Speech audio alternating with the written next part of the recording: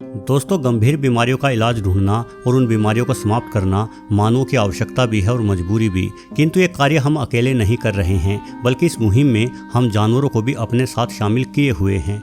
इंसानों के प्रयोग के लिए जो दवाई या वैक्सीन तैयार की जाती हैं, उनका मानव परीक्षण शुरू होने से पहले एक लंबे समय तक ऐसी दवाओं का विभिन्न प्रकार के जानवरों पर बड़ी ही बेरहमी से परीक्षण किया जाता है। मानव द्वारा किए जा रहे ये परीक्षण कितने अमानवीय है, चलिए आज के वीडियो की चर्चा इसी विषय से शुरू करते हुए आगे बढ़ाते हैं। दोस्तों, मॉरिशस के जंगलों में रहने वाले लंबी पूंछ के बंदर, जिन्हें मकाक नाम से बुलाया जाता है, आजकल करोड़ों रुपए के व्यापार का हिस्सा बन चुके हैं। चीन के बाद मॉरिशस सबसे अधिक मकाक बंदरों को बेचता है। यहाँ प्रति वर्ष 8 से 10 हज़ार बंदर विभिन्न दवाओं और कॉस्मेटिक उत्पाद बनाने वाली कंपनियों को बेचे जाते हैं। यही वजह है कि कुछ लोग आज इन बंदरों की खेती तक करना शुरू कर चुके हैं। बड़े फार्म हाउसों में लोहे के विशाल पिंजरे बनाकर इन बंदरों को जबरदस्ती उन पिंजरों में ठूस कर रखा जाता है।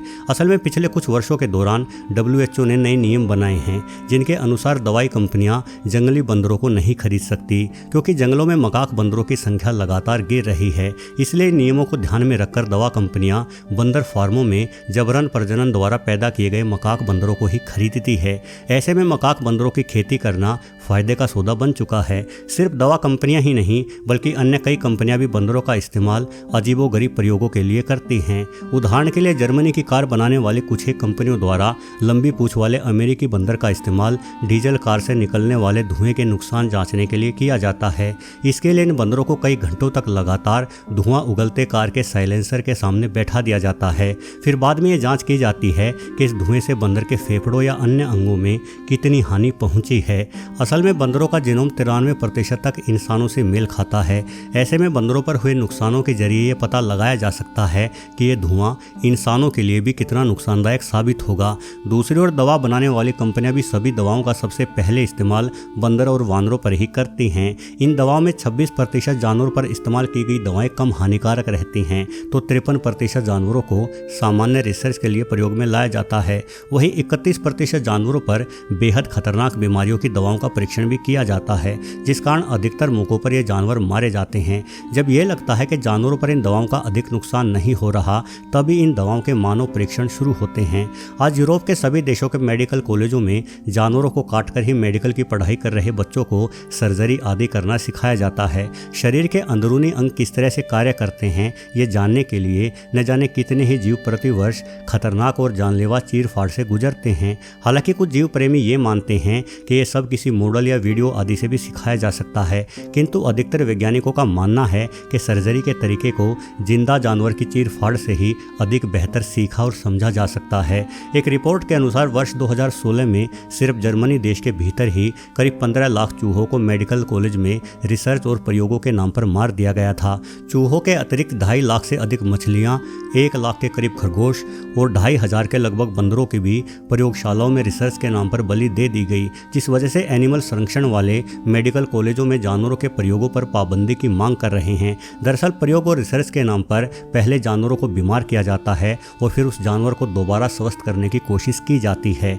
दोस्तों, आज बहुत सी दवा एवं रिसर्च कंपनियां विभिन्न जानवरों पर प्रयोग करके बहरेपन का इलाज ढूंढने की कोशिश कर रही हैं। इसके लिए पहले उन जानवरों को जानबूझकर बहरा बनाया जाता है और फिर उनके कानों में विभिन्न यंत्र स्थापित करके उन जानवरों में फिर से सुनने की क्षमता पैदा करने के प्रयास किए जाते हैं। कुछ वैज्ञानिकों के अनुसार इस तरह के प्रयोगों के लिए भी बंदरों पर की जा रही रिसर्च सबसे बेहतर होती है, क्योंकि बंदर और इंसानों के कान लगभग एक जैसे ही होते हैं। यदि हम कभी पूर्ण रूप से बहरे हो चुके बंदरों के लिए एक ऐसा यंत्र बना पाए जो यंत्र उन बहरे हो चुके बंदरों में फिर से सुनने की ताकत पैदा कर सकेगा, तो निश्चित रूप से हम बहरेपन के शिकार इंसानों को भी ठीक कर सकते हैं। वैज्ञानिक अपंग हो चुके इंसानों के अंगों को ठीक करने के लिए भी जीवों को अपने प्रयोग का शिकार बनाते हैं। जैसे कि इस वीडियो में वैज्ञानिक यंत्रों की सहायता से मिर्गी के कारण अपंग हो चुके एक चूहे को चला रहे हैं। इसके लिए चूहे के दिमाग की कई नसों को तारों से जोड़ा गया है। इन तारों के जरिए से ही भी चूहे को कम ऊर्जा वाले बिजली के झटके दिए जा रहे हैं। जाहिर है इस चूहे को मिर्गी की बीमारी भी पहले वैज्ञानिकों द्वारा ही दी गई थी और अब इसे ठीक करने हेतु प्रयोग किए जा रहे हैं। वैसे इस तरह के प्रयोगों में जीवित जानवरों के अतिरिक्त कुछ और प्रयोग में लाया भी नहीं जा सकता। यदि मिर्गी का इलाज खोजना है तो इन मासूम जीवों को बलि का बकरा तो बनना ही पड़ेगा। कई तरह के दिमागी रोग जिन्हें पार्किंसन कहते हैं इंसानों के नर्वस सिस्टम को खराब कर देते हैं। इस तरह की बीमारियों में दिमाग काफ़ी धीमा पड़ जाता है। इसलिए वैज्ञानिक एक ऐसी मशीन बनाने के लिए प्रयोग कर रहे हैं जो मशीन धीमे पड़ चुके दिमाग में ऊर्जा का संचार करके दिमाग को फिर से तेज कर सके। इसके लिए भी विभिन्न जानवरों की दिमागी चीरफाड़ करके ऐसी मशीनों के प्रयोग लगातार हो रहे हैं। वैसे कुछ जीव प्रेमियों का ये भी मानना है कि भला हम इंसानों के लिए इलाज खोजने हेतु जानवरों को सजाए मौत क्यों दी जाए, बल्कि इस तरह के प्रयोगों के लिए उन कैदियों का इस्तेमाल किया जा सकता है जिन कैदियों को मौत की सजा मिल चुकी है। ऐसे में वो कैदी मरने से पहले इंसानियत का भी कुछ भला कर पाएंगे। वैसे भी जानवरों पर की गई 92% दवाओं का परीक्षण इंसानों पर कामयाब नहीं रहता। आमतौर पर किसी दवा को बाजार में लाने से पहले लगभग 6 साल तक उस दवा का प्रयोग जानवरों पर करके देखा जाता है। इसके बाद जब दूसरे फेज में दवा का इस्तेमाल इंसानों पर शुरू किया जाता है तो करीब 50% दवाएं इंसानों पर पूरी तरह से बेअसर ही रहती है। ऐसे में फिर से एक नई दवा के साथ प्रयोग शुरू होते हैं और फिर से बेजुबान जानवरों की जाने जाने का सिलसिला शुरू होता है। हालांकि कुछ वैज्ञानिक आज इस तरह के मल्टी ऑर्गन चिप बनाने की भी कोशिश कर रहे हैं जिस पर दवा कंपनियां अपनी दवा का प्रयोग करते हुए दवा का डाटा इकट्ठा कर सकती हैं। इस चिप से ये जानकारी हो सकेगी कि आखिर वो दवा कितनी लाभकारी है। यदि वास्तव में इस तरह की चिप कामयाब रही तो करीब 70% जानवरों की ज़रूरत दवा कंपनियों को नहीं रहेगी। इस चिप के अंदर एक कृत्रिम ब्लड सर्कुलेशन सिस्टम बनाया जाता है और ये चिप हम इंसानों की कोशिकाओं के साथ ही काम करेगी। अब वैज्ञानिक इस चिप की टेस्टिंग में लगे हुए हैं। आप इस वीडियो में देख सकते हैं कि यहाँ एक वैज्ञानिक इंसानों के लीवर के मिनिएचर को इस तरह की चिप द्वारा पैनक्रियाज के मिनिएचर के साथ जोड़कर मधुमेह रोग की दवाओं की जांच कर रहे हैं। ये चिप दवा परीक्षण में पहले फेज के 3 सालों तक काम कर सकती है, यानी इसके इस्तेमाल से बड़े पैमाने पर जानवरों की जान बच सकेगी और दवा बनाने वाली कंपनियों को काफ़ी आर्थिक लाभ भी होगा क्योंकि उन्हें भारी कीमत देकर जानवर नहीं खरीदने पड़ेंगे। इस चिप को तैयार कर रहे वैज्ञानिकों के अनुसार आने वाले 15 से 20 सालों में ये चिप दवा परीक्षण में होने वाले जानवरों पर निर्भरता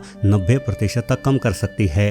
हालांकि दिमागी इलाज संबंधी प्रयोगों के लिए फिर भी जानवरों का प्रयोग जारी रहेगा क्योंकि दिमाग को पूरी तरह से समझ पाना हमेशा ही इंसान के बूते से बाहर की बात रहने वाली है।